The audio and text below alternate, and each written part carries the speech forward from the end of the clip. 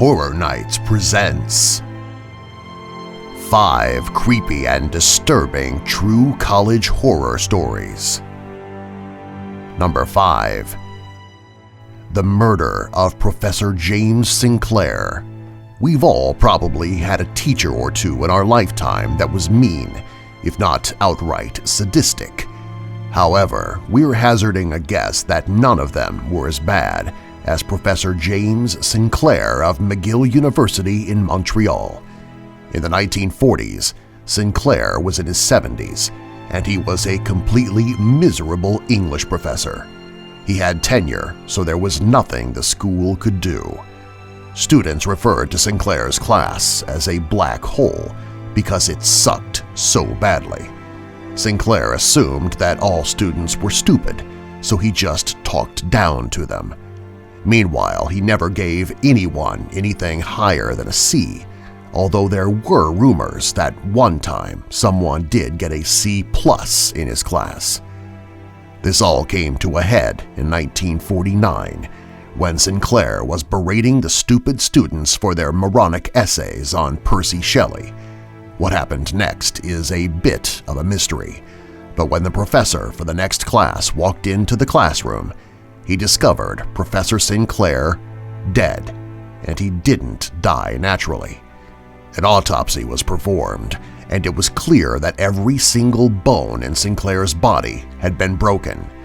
In some cases, some bones, like many of the ones in his hand, were completely crushed. His body was covered with so many blunt trauma wounds that it is impossible to tell what the murder weapons were. The 12 students in his class were all brought into the police station.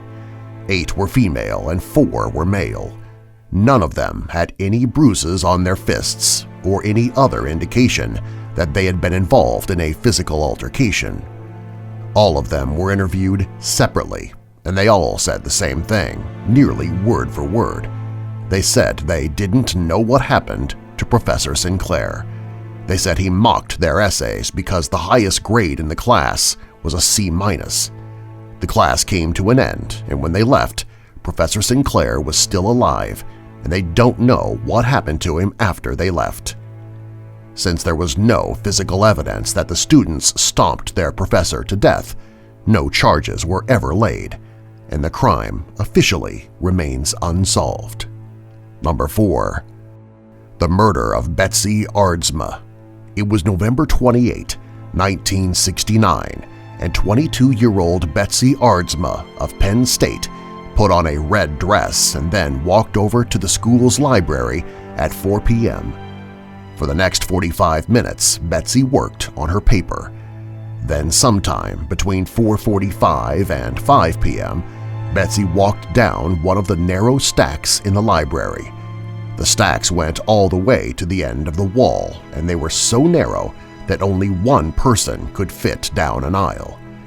When Betsy walked down the aisle, someone followed behind her, and in one swift move, he or she reached over Betsy's shoulder and plunged a single-edged hunting knife into her heart. The killer pulled the knife out of Betsy's chest, wiped the blood off, put it away, and walked out of the stacks. Betsy died alone on the floor of the library within 5 minutes. No one heard any screams, and no one saw anyone else near the stacks. To this very day, it is not known who the killer is. What is known is that the killer was strong and determined, because stabbing someone through the breastbone is incredibly hard, and you need a lot of force. The police also speculate that she went to the library to meet someone because she was wearing the red dress her roommate said she wore when she went on dates. Today it's said that Betsy's ghost haunts the Penn State Library, still roaming the library looking for the person she was supposed to meet. Number 3. The Alpha Delta Pi Massacre. In the early 1990s, psychics were a staple of daytime talk shows. Most of them weren't memorable because not much of what they ever predicted was ever proven to be true. However, one interesting case happened on The Jenny Jones Show in 1992. A psychic named Jean Dixon was visually upset on the stage. She said that she was getting visions of a horrible murder that would be linked to a university. She said she didn't know what school or even what city or how it would be connected to the school. She said the words university, Halloween, and murder kept pounding in her head like a migraine. Of course, almost no one paid attention to the warning, which was really unfortunate for the young women living at the Alpha Delta Pi sorority house. On that night, 7 girls were sleeping alone in their rooms in the sorority house. Around 3 a.m., someone, believed to be a man, got into the house and took turns beating each girl to death with a claw-tooth hammer, and then he slipped back out into the night. The girls were found the next morning. 5 of them were killed and the other 2 were permanently injured. No one knows who the hammer-wielding maniac was, and the only clue was one of the girls who returned home to the sorority house at 4:20 a.m. saw a man dressed in a Bo-Peep costume, and he was covered in blood. However, it's not clear if the man was involved in the massacre or if the man was just wearing a disturbing costume. Number 2. The Date. On the final day of classes in 1987, the New York Film Academy held its annual Student Film Festival. The students had been working on short 10-minute films over the semester. Many of the students' films were imitations of French New Wave or 80s art punk. However, that all changed when Bruce Miller played his short film, The Date. The film starts off innocuously enough. It shows Miller sitting at a table in an apartment with a young blonde woman who is no older than 20. For the first 8 minutes, they discuss existentialism and the nature of death. Then, suddenly, Miller pulls out a large carving knife out of the back of his pants. It flashes across the camera, and then quickly he moves it to the girl's neck and he cuts her jugular. The girl is shocked and blood spurts out of her neck. She knocks the table over as she falls to the floor. Miller moved the table out of the way and then used the knife to cut open her chest. He pulled out her heart, which was still beating, and then he bit down on it. The film suddenly comes to an end. When the film ended, the crowd cheered. They were sickened by what they saw, but they were amazed at how he did it all in one take and made it look so real. They also said they loved the symbolism, although no one was exactly sure what it all meant. Ultimately, The Date didn't win the award because of the intense violence, but it was the most talked about film at the festival. The next day, people who saw the film were shocked when they saw in the New York Times that Miller was arrested for the murder of a 19-year-old Teresa Little. There was a picture of Little in the newspaper, and it was the girl in the video.